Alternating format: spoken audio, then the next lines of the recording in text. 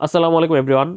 সংযুক্ত আরব আমিরাতের টি-20 franchise league IL-T20 গত 2 ডিসেম্বর শুরু হয়েছে এবং এবারের আইএল-টি20তে বাংলাদেশি 3জন ক্রিকেটার 3টি দলের হয়ে খেলছে, যার মধ্যে অন্যতম দুবাই ক্যাপিটালসের হয়ে খেলছে মুস্তাফিজুর রহমান।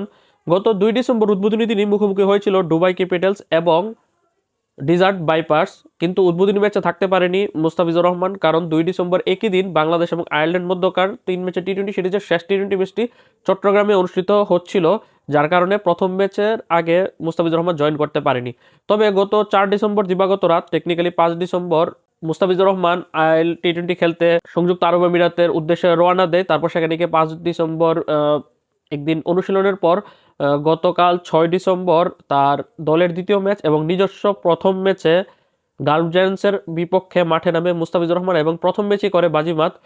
গালফ জায়ান্টসের 2 ওপেনার ব্যাটসম্যান পাথুম নিসাঙ্কা এবং রাহমুনুল্লাহ গুরবাজকে ক্যাচ আউট করে মুস্তাফিজুর রহমান, এবং তার বোলিং পারফরমেন্সটা ছিল এরকম: 4 ওভারে মাত্র 26 রান দিয়ে 2 উইকেট।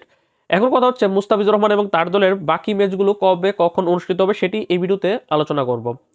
যেহেতু 6 দলের টুর্নামেন্ট, সেই হিসাবে প্রত্যেকটি দল প্রতিপক্ষ 5 দলের বিপক্ষে ডাবল রাউন্ড রবিন লিগ পদ্ধতিতে প্রতি দলের বিপক্ষে 2বারে দেখায় 5 দলের বিপক্ষে 10টি ম্যাচ খেলবে। অলরেডি দুবাই ক্যাপিটালস 2টি ম্যাচ খেলে ফেলেছে গত 2 এবং 6 ডিসেম্বর। বাকি 8টি ম্যাচ অনুষ্ঠিত হবে আজ 7 ডিসেম্বর রাত 8:30 দুবাই ইন্টারন্যাশনাল ক্রিকেট স্টেডিয়ামে আবুধাবি নাইট রাইডার্সের বিপক্ষে। তারপর মাঝে একটা লম্বা বিরতির পর আগামী 13 December same opponent Abu Dhabi knight রাইডার্সের বিপক্ষে, তবে এবার আবুধাবির শেখ জায়েদ ক্রিকেট স্টেডিয়ামে। তারপর দিনই 14 ডিসেম্বর রাত 8:30 দুবাই ক্যাপিটালস তারা মুখোমুখি হবে ডিজার্ট বাইপার্সের বিপক্ষে দুবাই ইন্টারন্যাশনাল ক্রিকেট স্টেডিয়ামে। তার 2 দিন বিরতির পর 17 ডিসেম্বর রাত 8:30 দুবাই ক্যাপিটালস তারা মুখোমুখি হবে এমআই এমিরেটসের বিপক্ষে দুবাই ইন্টারন্যাশনাল ক্রিকেট স্টেডিয়ামে। তারপর একদিন বিরতির পর আগামী 19 ডিসেম্বর রাত 8:30 দুবাই ক্যাপিটালস মুখোমুখি হবে শারজা ওয়ারিয়র্সের বিপক্ষে শারজা ক্রিকেট স্টেডিয়ামে। তারপর একদিন বিরতির পর আগামী 21 ডিসেম্বর বিকেল 4টায় দুবাই ক্যাপিটালস মুখোমুখি হবে গালফ জায়ান্টসের বিপক্ষে শারজা ক্রিকেট স্টেডিয়ামে। তারপর 2 দিন বিরতির পর আগামী 24 ডিসেম্বর রাত 8:30 দুবাই ক্যাপিটালস মুখোমুখি হবে শারজা ওয়ারিয়র্সের বিপক্ষে দুবাই ইন্টারন্যাশনাল ক্রিকেট স্টেডিয়ামে। এবং সবশেষ ম্যাচে আগামী 27 ডিসেম্বর রাত 8:30 দুবাই ক্যাপিটালস তারা মুখোমুখি হবে এমআই এমিরেটসের বিপক্ষে আবুধাবির শেখ জায়েদ স্টেডিয়ামে। এই হচ্ছে তাদের বাকি 8টি ম্যাচের সূচি আগামী 7, 13, 14, 17, 19, 21, 24 এবং 27 ডিসেম্বর।